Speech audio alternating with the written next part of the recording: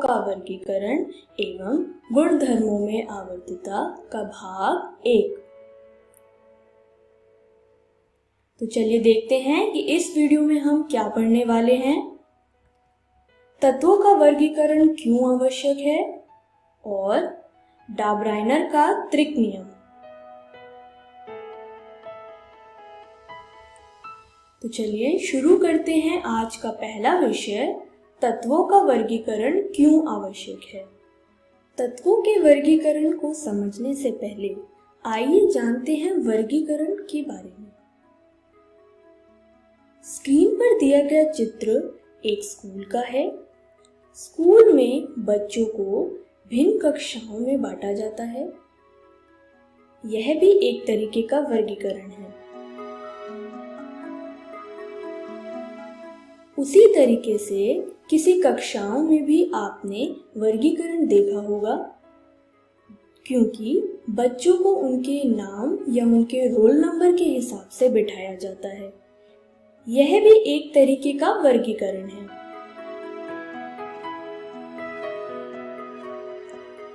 उसी तरीके से जब आप किसी दुकान में कुछ खरीदने जाते हैं, वहां पर आपने देखा होगा कि खाने का सामान एक जगह रखा जाता है और पीने का सामान एक जगह, जैसा आप स्क्रीन पर दिए गए चित्र से देख पा रहे होंगे।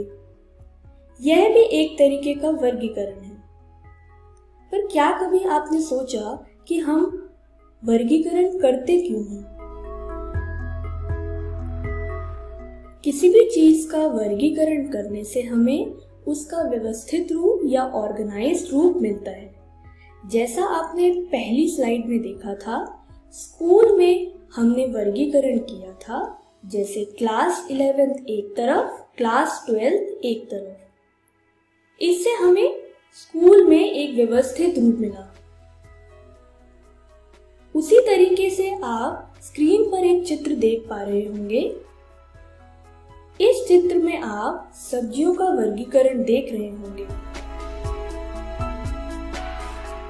इस वर्गीकरण करने से हमें एक व्यवस्थित रूप मिला।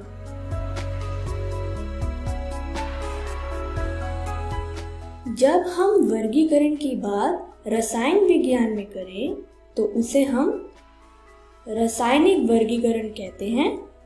आइए रासायनिक वर्गीकरण के बारे में जानें। रासायनिक वर्गीकरण प्रणाली कुछ रासायनिक कार्यात्मक या संरचनात्मक गुणों के अनुसार तत्वों या यौगिकों को वर्गीकृत करने को कहते हैं। अब हमें यह जानना है कि वर्गीकरण करने की आवश्यकता क्यों है। इसको जानने के लिए हम रसायन विज्ञान के इतिहास में जाते हैं। सन 1800 में केवल 31 तत्वों की खोज हुई थी और उसके 65 साल बाद यानी 1865 में यह संख्या डबल से ज्यादा हो गई, यानी 63 तत्वों की संख्या हुई थी। जैसे जैसे विज्ञान की तरक्की होती गई, यह संख्या और बढ़ती गई। 2010 तक हमें 118 तत्व ज्ञात हो चुके थे और 2018 में 119वें तत्व की खोज हुई थी। क्या आप इस तत्व के बारे में जानते हैं?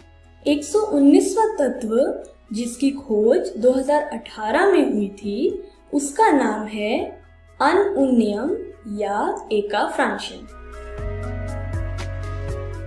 जैसे जैसे साइंस की तरक्की होती जा रही है, तत्वों की खोज वैसे वैसे बढ़ती जा रही है।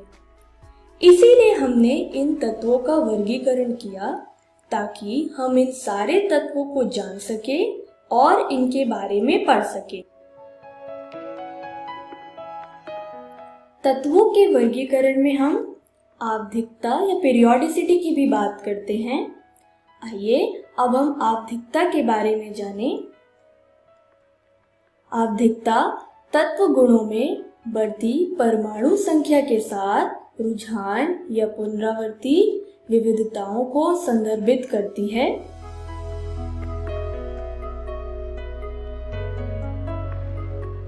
आवधिकता तत्व परमाणु संरचना में नियमित या अनुमानित भिन्नताओं के कारण होती है। इसके बारे में हम विस्तार से आगे की वीडियोस में पढ़ेंगे। स्क्रीन पर दिया गया चित्र मॉडर्न पीरियोडिक टेबल का यानी आधुनिक आवर्त सारणी का है। इसका उपयोग हम आजकल करते हैं तत्वों के वर्गीकरण के लिए। इसके बारे में विस्तार से हम आगे की वीडियोस में पढ़ेंगे। इस तरीके से हमने जाना कि तत्वों का वर्गीकरण क्यों आवश्यक है। आइए अब हम अपने दूसरे विषय पे चलते हैं, जो है डाब्राइनर का त्रिक नियम। यह नियम जोहानन डाब्राइनर ने 1800 में दिया था।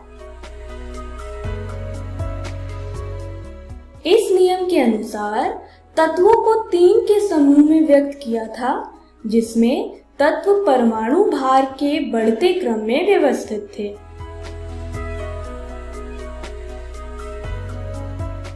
उन्होंने इन 3 के समूह को त्रिक का नाम दिया था।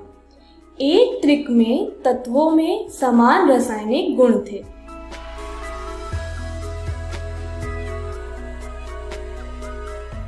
अब हम त्रिक के बारे में जानते हैं। त्रिक को 3 तत्वों के समूह के रूप में परिभाषित किया जाता है, जिसमें मध्य तत्व का परमाणु भार अन्य 2 तत्वों के परमाणु भार के अंकगणित औसत के बराबर होता है। आइए इसे उदाहरण से समझें।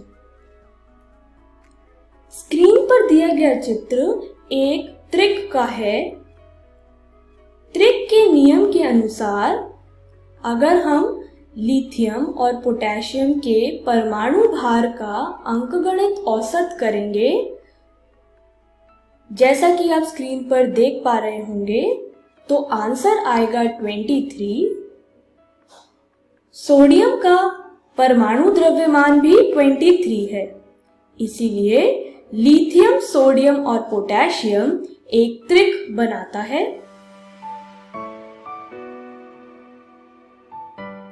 उसी तरीके से जब हमने कैल्शियम और बेरियम के परमाणु द्रव्यमान का अंकगणित औसत किया, जैसा कि आप स्क्रीन पर देख पा रहे हैं, तो आंसर आया 88.5, जो कि स्ट्रोंशियम के परमाणु द्रव्यमान के लगभग बराबर है। इसीलिए कैल्शियम, स्ट्रोंशियम और बेरियम भी एक त्रिक बना रहा है।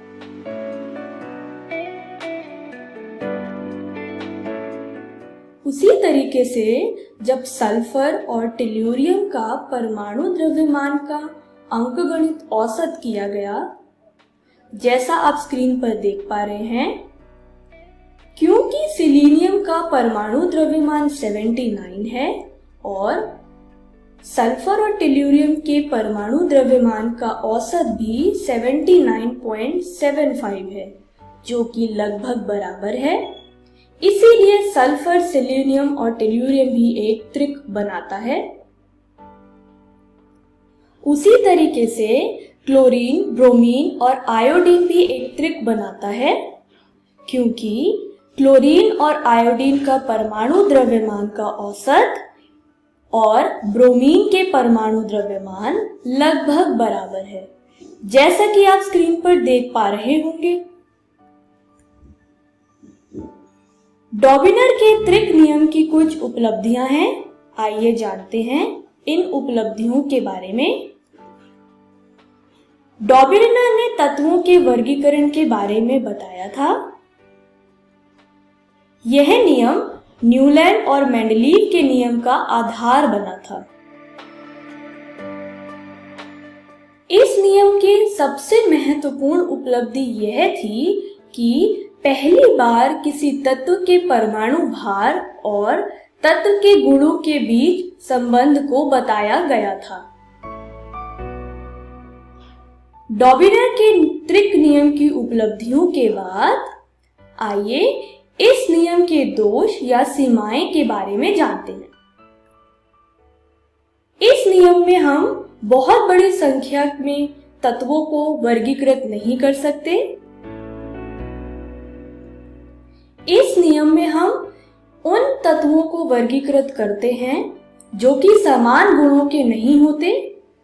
जैसा आप स्क्रीन पर दिए गए चित्र में देख पा रहे होंगे, अगर हम कार्बन और ऑक्सीजन के परमाणु द्रव्यमान का औसत निकालेंगे तो आंसर आएगा 14, जो कि नाइट्रोजन के परमाणु द्रव्यमान के बराबर है। उस हिसाब से कार्बन, नाइट्रोजन और ऑक्सीजन एक त्रिक बनाने चाहिए, पर यह तीनों तत्व के गुण समान नहीं हैं, इसीलिए यह नियम यहाँ पर फेल होता है।